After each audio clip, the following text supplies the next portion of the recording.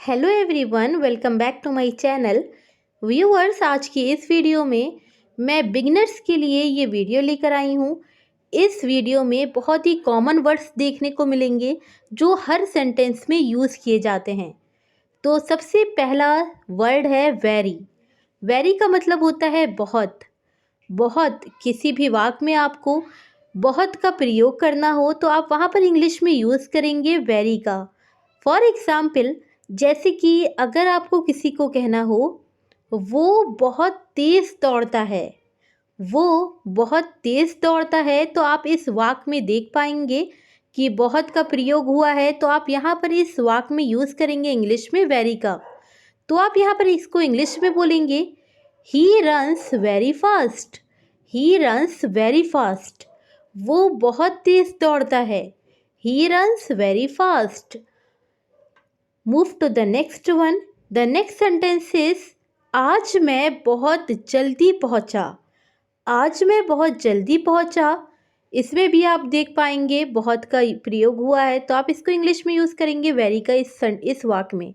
तो आप इसको इंग्लिश में बोलेंगे I reached very early today. I reached very early today. Move to the next word. The next word is together.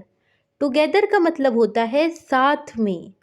किसी भी वाक्य में आपको साथ में का प्रयोग करना हो तो आप वहाँ पर इंग्लिश में यूज़ करेंगे टुगेदर का। टुगेदर। फॉर एग्ज़ाम्पल, जैसे कि अगर आपको किसी को कहना हो, यहाँ पर आप पिक्चर से रिलेट भी कर पाएंगे। आप देख पाएंगे यहाँ पर कोई दोनों साथ में जा रहे हैं बैग लिए हुए। फॉर एग्ज़ाम्पल, हम क्लास एक साथ में जाते हैं। हम क्लास एक साथ जाते हैं, तो आप इसको इंग्लिश में बोलेंगे we go to class together.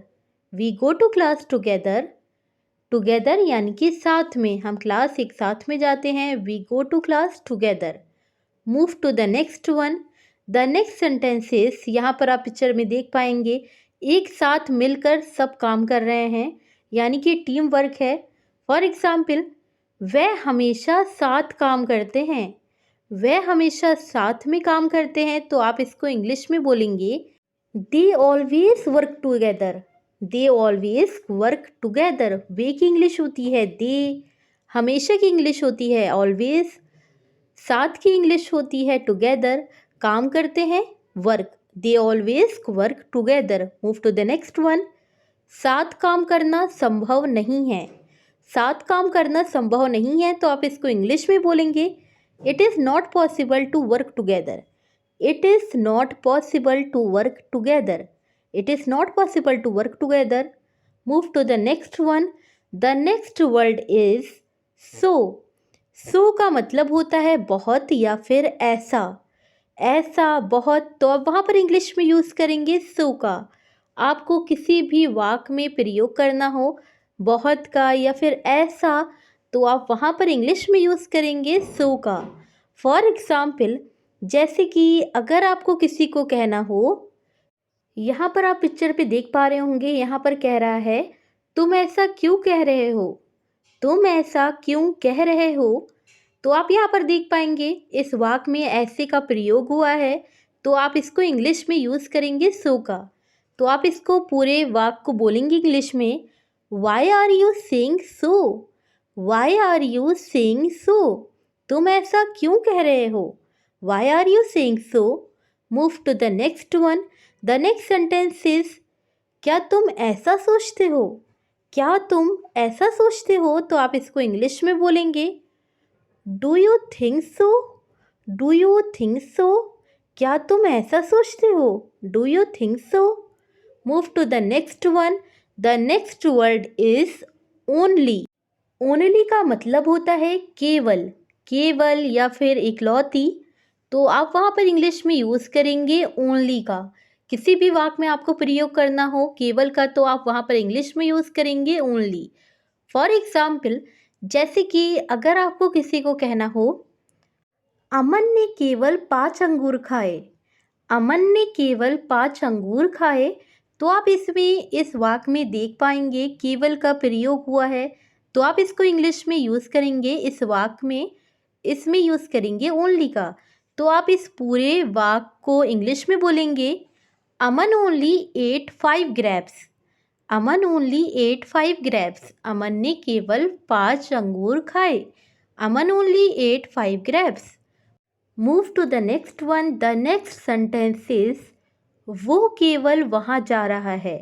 वो केवल वहाँ जा रहा है। जैसे कि कहना हो वो केवल वहाँ जा रहा है, तो आप इसको इंग्लिश में बोलेंगे he is only going there. He is only going there. वो केवल वहाँ जा रहा है। He is only going there. Move to the next one. The next word is quite. Quite का मतलब होता है बहुत या फिर काफ़ी। काफ़ी, बहुत, किसी भी वाक्य में प्रयोग होगा तो आप वहाँ पर इंग्लिश में यूज़ करेंगे क्वाइट का। क्वाइट।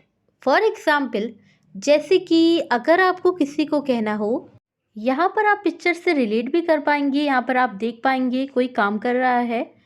फॉर एग्ज़ाम्पल, पापा बहुत आसानी से कर रहे हैं। पापा बहुत आसानी से कर रहे हैं, तो आप इसको इंग्लिश में बोलेंगे dad is doing it quite easily. Dad is doing it quite easily. पापा बहुत आसानी से कर रहे हैं। Dad is doing it quite easily. Move to the next one. The next sentence is वो काफ़ी हिम्मत वाली लड़की थी। वो काफ़ी हिम्मत वाली लड़की थी। तो यहाँ पर आप देख पाएंगे इस वाक्य में काफ़ी का प्रयोग हुआ है, तो आप इसको यहाँ पर इंग्लिश में यूज़ करेंगे क्वाइट का। तो आप इसको इंग्लिश में बोलेंगे she was quite a daring girl. वो की इंग्लिश होती है शी, थी की इंग्लिश होती है वॉज, काफ़ी की इंग्लिश होती है क्वाइट, हिम्मत वाली लड़की की इंग्लिश होती है a daring girl. She was quite a daring girl. Move to the next one. वो बहुत ही दिल छूने वाला पल था। वो बहुत ही दिल छूने वाला पल था। तो आप इसको इंग्लिश में बोलेंगे that was quite a touching moment. That was quite a touching moment. वो बहुत ही दिल छूने वाला पल था। That was quite a touching moment. That was quite a touching moment. Move to the next one. The next word is ever. Ever का मतलब होता है कभी।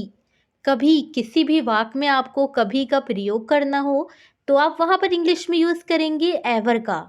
एवर, एवर यानी कि कभी। फॉर एग्ज़ाम्पल, जैसे कि अगर आपको किसी को कहना हो क्या तुमने कभी इस बारे में सोचा। क्या तुमने कभी इस बारे में सोचा। क्या तुमने कभी इस बारे में सोचा। इस बारे की इंग्लिश होती है अबाउट। दिस, सोचने की इंग्लिश होती है थिंक। ये इंट्रोगेटिव सेंटेंस है तो ये शुरू होगा डिड से। Did you ever think about this. Did you ever think about this. क्या तुमने कभी इस बारे में सोचा। Did you ever think about this. Move to the next one. The next sentence is क्या तुम कभी वहाँ जाते हो। क्या तुम कभी वहाँ जाते हो। तो आप इसको इंग्लिश में बोलेंगे do you ever go there. Do you ever go there. Do you ever go there. क्या तुम कभी वहाँ जाते हो। Do you ever go there. Do you ever go there. Move to the next one. The next word is never. Ever के आगे अगर N लगा देंगे तो वो बन जाएगा नेवर। नेवर का मतलब होता है कभी नहीं। कभी नहीं, नेवर। किसी भी वाक्य में आपको कभी नहीं का प्रयोग करना हो तो आप वहाँ पर इंग्लिश में यूज़ करेंगे नेवर का। कभी की इंग्लिश होती है एवर, कभी नहीं की इंग्लिश होती है नेवर। फॉर एग्ज़ाम्पल, जैसे कि अगर आपको किसी को कहना हो मैंने तुमसे कभी कुछ नहीं कहा।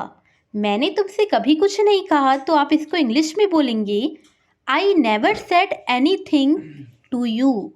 I never said anything to you. मैंने तुमसे कभी कुछ नहीं कहा। I never said anything to you. Move to the next one.